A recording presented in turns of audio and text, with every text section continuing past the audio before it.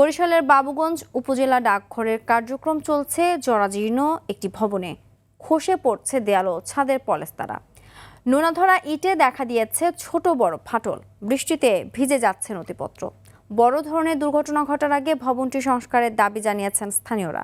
বরিশালের বাবুগঞ্জ থেকে পাঠানো তথ্যচিত্রে আরও জানাচ্ছেন সাকিব আল হাসান। 4 দশকের পুরনো বরিশালের বাবুগঞ্জ উপজেলা ডাকঘরের জরাজীর্ণ এই ভবনে ঝুঁকি নিয়ে কাজ করছেন কর্মীরা। আতঙ্ক নিয়ে সেবা নিচ্ছেন সাধারণ মানুষ। দেয়াল ও ছাদের পলেস্তারা খসে পড়ছে। বৃষ্টি এলেই ভিজে যাচ্ছে ডাকঘরের গুরুত্বপূর্ণ সব নথিপত্র। প্লাস্টিক দিয়ে টেবিল চেয়ার ঢেকে কাজ করতে হচ্ছে কর্মীদের। ভেঙে পড়েছে দরজা জানালা। সরকারি গুরুত্বপূর্ণ নথি ও সাধারণ মানুষের আমানতের নিরাপত্তা নিয়ে দেখা দিয়েছে অনিশ্চয়তা। সেবা নিতে আসি যখন এই ভবনে 1-2 মিনিট থাকলে আমাদের জীবনের নিরাপত্তাহীনতা আমরা ভুগি সবসময়, যে কখন ছাদ খসে পড়ে। খুব ঝুঁকির মধ্যে কাজ করতে হয়। যদি দেখা যায় এখান থেকে ভেঙে পড়ে, ওখান থেকে ভেঙে পড়ে, সারাক্ষণ ভয়ের মধ্যে কাজ করতে হয়।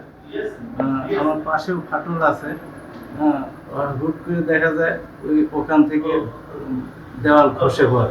পর্যাপ্ত বরাদ্দ দিয়ে সংস্কার করা এবং ভেতরে যে তাদের চেয়ার টেবিল, তাদের ব্যবহার্য কম্পিউটার, এগুলো কোনো কিছুই নাই। এগুলো সবকিছু একদম জরাজীর্ণ অবস্থায়। ভবনের পাশাপাশি বিলীন হওয়ার পথে সীমানা প্রাচীর। আমলাতান্ত্রিক জটিলতার কথা বলছেন এই কর্মকর্তা। বর্ষার দিনে ছাদ থেকে পানি পড়ে, এটা টেন্ডার হয়েছিল দীর্ঘদিন হবে জরাজীর্ণ ডাকঘরে, কিন্তু এখন পর্যন্ত এটা কাজ ধরে না। বিভিন্ন জায়গায় কাজ ধরছে জানি, তাও বন্ধ আছে এবং উদ্যতন কর্তৃপক্ষ এই ব্যাপারটা জানে। আধুনিক ও নিরাপদ একটি ডাক ভবনের দাবি বাবুগঞ্জবাসীর। সাকিব আল হাসান, RTV।